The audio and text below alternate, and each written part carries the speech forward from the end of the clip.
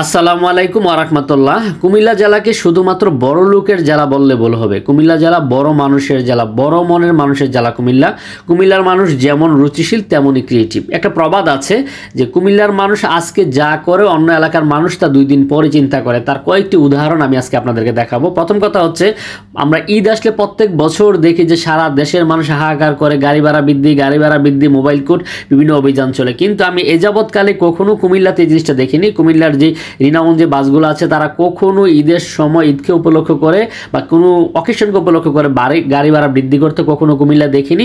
এবারও তার ব্যতিক্রম হয়নি, এটা অব্যাহত আছে। দ্বিতীয় কথা হচ্ছে, কুমিল্লার যে বাসের কাউন্টারগুলো আছে, আমি আজকে চলে এসেছি মানে ঈদে কুমিল্লা থেকে ঢাকা আসার জন্য মিয়ামি এয়ারকনের যে কাউন্টার, এখানে এসে দেখলাম যে আসলে কুমিল্লার মানুষ যে ক্রিয়েটিভ, কুমিল্লার মানুষ যে রুচিশীল তার প্রমাণ দেখলাম মিয়ামি কাউন্টারে। এই কাউন্টারটার মধ্যে কি নাই বলেন, মানে চিন্তা করা যায় একটা বাসের কাউন্টারের মধ্যে বাচ্চাদের জন্য প্লেগ্রাউন্ড রাখা, বাচ্চাদের জন্য কিডস জোন, এটা একটা বিশাল ব্যাপার। কাউন্টারে এসে দেখি কাউন্টারে সকলের জন্য কফি উন্মুক্ত রয়েছে, নামাজের জায়গা রয়েছে, ওয়াশরুম তো আলাদা আলাদা রয়েছে, এছাড়া বাচ্চাদের জন্য কিডস জোন রয়েছে। আসলে যে বাচ্চারা বিরক্ত হয়ে যাবে দীর্ঘ সময় বসে, বাচ্চারা গার্ডিয়ানদেরকে জ্বালাবে বাসের কাউন্টারে, এই ব্যবস্থাটা থেকে মুক্ত হওয়ার জন্য তারা বাচ্চাদের জন্য বিশাল একটা স্পেস ছেড়ে দিয়েছে, যেখানে বাচ্চারা খেলাধুলা করছে, বাচ্চাদের জন্য সুন্দর একটি কিডস জোন। তো আমি ভাবলাম যে হ্যাঁ, কুমিল্লার মানুষ যে রুচিশীল, কুমিল্লার মানুষ যে ক্রিয়েটিভ, এবং কুমিল্লার মানুষ অন্য এলাকার মানুষ যেটা আসলে চিন্তাও করে না, কুমিল্লার মানুষ তা করে ফেলে, এটা আসলে আবারও প্রমাণ পেলাম। তো ভিডিওটি যে যেখান থেকে দেখছেন ভালো থাকবেন, ভিডিওটি শেয়ার করে সবাইকে দেখার সুযোগ করে দিবেন।